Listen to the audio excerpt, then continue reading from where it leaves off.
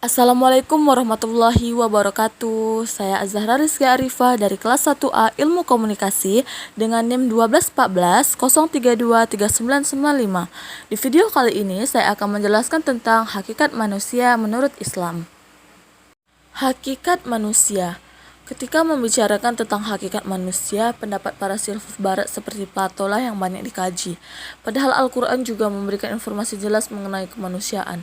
Dalam Islam, manusia berbeda dengan makhluk Allah yang lain, termasuk dengan malaikat, iblis, dan binatang. Manusia memiliki akal dan nafsu, menjadi pemikul amanah yang berat, serta bertanggung jawab atas segala yang diperbuat. Lantas, apakah hakikat manusia menurut Islam? Berikut adalah penjelasannya. Allah menciptakan manusia dengan misi agar mereka menyembah dan tunduk pada hukum-hukum Allah. Hal ini tercantum dalam surat Az-Zariyat ayat 56 yang artinya, "Tidaklah aku ciptakan jin dan manusia melainkan supaya mereka menyembahku." Sebagai hamba Allah, manusia juga wajib menjalankan segala perintah dan menjauhi segala larangannya, baik yang menyangkut hubungan dengan Allah atau hubungan dengan sesama manusia. Hakikat manusia yang pertama adalah sebagai Al-Nas. Al-Nas mengacu pada manusia sebagai makhluk sosial yang membutuhkan manusia lainnya untuk mengembangkan potensi dalam dirinya. Hal ini dijelaskan dalam firman Allah berikut ini. "Hai manusia, sesungguhnya kami menciptakan kamu dari seorang laki-laki dan seorang perempuan, dan menjadikan kamu berbangsa-bangsa dan bersuku-suku supaya kamu saling mengenal. Sesungguhnya yang paling mulia di antara kamu di sisi Allah adalah yang paling takwa di antara kamu. Sesungguhnya Allah Maha Mengetahui lagi Maha Mengenal." Quran Surat Al-Hujurat ayat 31. 2. Sebagai khalifah di bumi.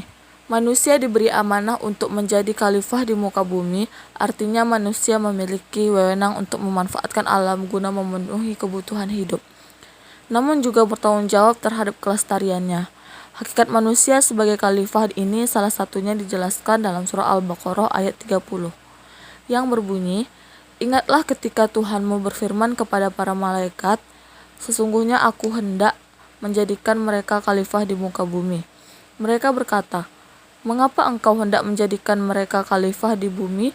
Itu adalah orang yang membuat kerusakan dan menumpahkan darah, padahal kami senantiasa bertasbih dan memuji engkau dan mensucikan engkau."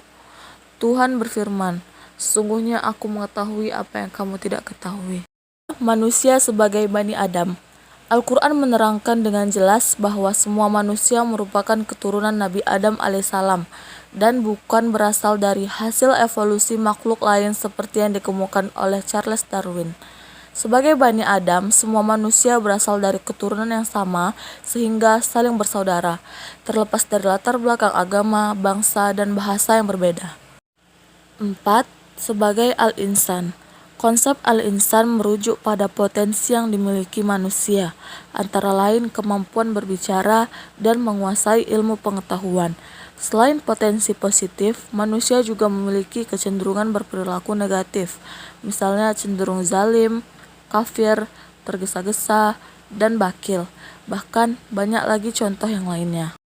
Yang kelima, manusia sebagai makhluk biologis.